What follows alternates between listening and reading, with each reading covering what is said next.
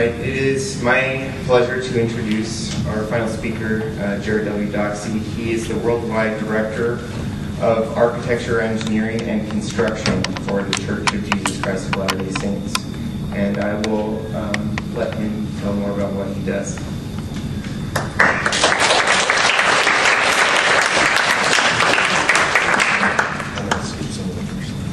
Good evening. I know you were promised you'd be out at 8 o'clock, so I'm going to be done by 8. But if anyone wants to stay after and talk more I'm happy to do so. Go to the next slide. There is a spiritual foundation on what we're trying to do to have more sustainable design. The church has a history of many, many decades, going back 50, 60 years.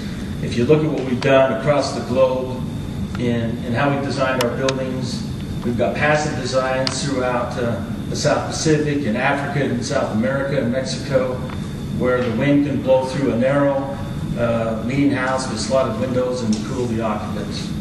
We've got veranda overhangs to take the heat off the outside walls. We've done that for decades. We've got geothermal heated meeting houses. The church office building is 35 years old. Is heated and cooled by deep wells to bring the water out of the ground at 56 degrees. Helps to cool the building in the summer and heat the building in the winter. And that's the church office building where I work. I can give you many, many more examples, but there's a scriptural foundation on what we're trying to do in our designs. And the exciting thing that gets everyone really interested in what we're doing right now is solar-powered meeting houses. Back in April, we completed our first 100% meeting house powered by the sun. That's in Farmington. In a month, we're going to finish a second prototype meeting house down in Pahrump, Nevada. It's about an hour outside of Las Vegas.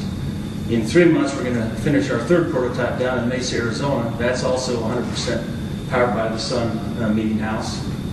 And then we've got another one in Logandale, Nevada, between Mesquite and Las Vegas that will be 100% powered by the sun. These prototypes are being built to test and understand how we can not only show a good return on investment with the sacred tithing dollars that we spend, but to also be good citizens of the world and the community by having technologies in where we go to church that promote the types of things that are being discussed tonight. I'm going to skip and go to a quick little video clip. Like I said, I'll come back and talk about some of these examples if anyone has any more interest. These are examples from around the globe. This is a video clip from April 27th of 2010. It was the day after we finished our first solar-powered meeting house. And this is about 3.5 minutes. It came from KSL. Okay. You got it, Kim?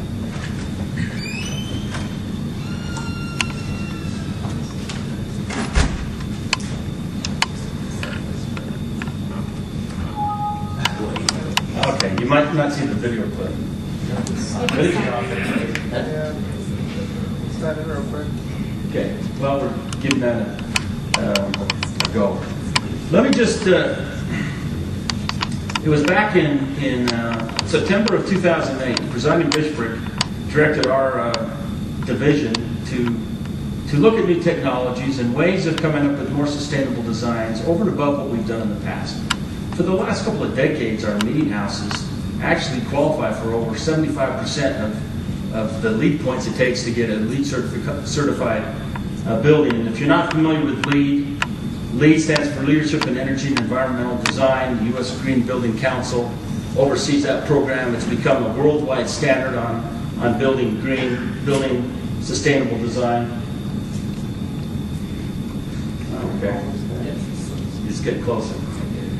And so with that directive, I've got a team of 70 architects, engineers, and construction professionals in our division that design and construct everything but temples in North America, and then we support our design and construction operations in 20 area offices around the globe.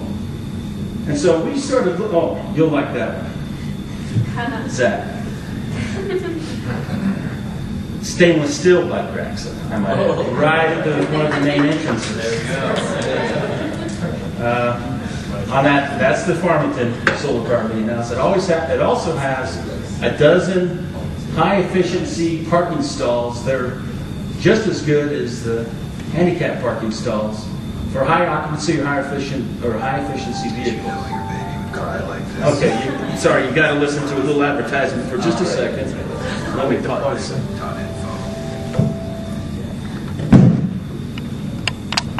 That solar system right there, in 25 years, will save 2 million pounds of CO2 emissions. And you'll look for the roofs of church buildings and lots of innovations inside on the way to an environmentally friendly future.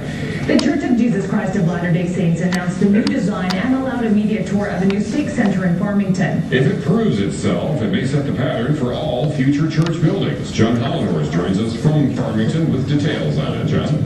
Well, Rich, the big concept is to make church buildings more efficient, less wasteful of natural resources, and not incidentally cheaper to operate. The first thing you'll notice is on the outside, 158 solar energy panels on the roof. As soon as that sun peaks over that mountain right there, they start getting energized, and Jared Doxey was energized himself, leading the outside and in, up and down the stairs. From the chapel, you'll notice we have a more natural light coming in, bigger windows on the side, to the ladies' room. We've designed these restrooms to be easier to clean and maintain and reduce water usage. There's a laundry list of innovative features, such as tankless water heaters that don't store hot water but generate it on demand. If it's the baptismal font or if it's in the kitchen, you have instantaneous hot water. Sophisticated thermostats can diagnose problems and send trouble alerts by email. A computer module slows down heating or cooling at times of peak power demand. The solar panels themselves should produce on an annual basis all the electricity the building needs. There are 18 high-efficiency furnaces, and the building is encased in 4 inches of foam insulation. So we've been designing some very energy-efficient buildings, but this building does take it to a new level. This new green concept means less of this and more of this, xeriscaping, with sensors underground that determine when it needs water. We're working very hard to try to find ways to conserve the precious resources, help with clean air, and use those kinds of practices that are environmentally responsible. Some features are aimed at changing behavior. Bike racks to encourage less driving, preferred parking for energy-efficient vehicles, computerized displays to show churchgoers their minute-by-minute energy use. We want to be responsible members of the community as well. And I'm talking about the community of mankind throughout the world. Well, this is one of 5 prototype meeting houses under construction. After a period of testing, church leaders will decide if this will be the plan for all future church buildings. They say they're so optimistic they think that decision will be coming very soon. Back to you.